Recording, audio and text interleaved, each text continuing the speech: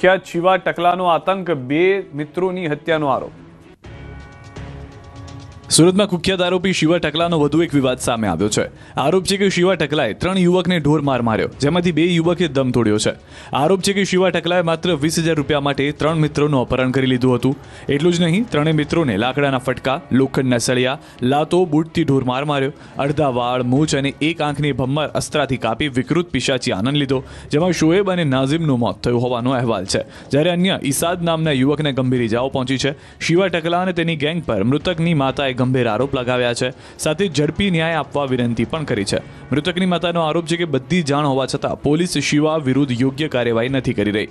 મહત્વનું છે કે શિવા ટકલાનો ગુનાહિત ઇતિહાસ છે। અગાઉ પણ શિવા ટકલા વિરુદ્ધ અનેક ગુના નોંધાઈ ચૂક્યા છે। દબંગ નેતા જયરાજસિંહ જાડેજા અને તેમના પુત્રની વધી શકે મુશ્કેલી, કોર્ટમાં વધુ એક અરજી। રાજકોટના ગોંડલમાં નિરુદ્ધસિંહ જાડેજા અને રાજદીપસિંહ જાડેજાની મુશ્કેલીમાં વધારો થઈ શકે છે। બંને વિરુદ્ધ સરકારી વકીલે ખોટા પુરાવા ઊભા કરવાની BNSની કલમ 231 ઉમેરવા અરજી કરી છે।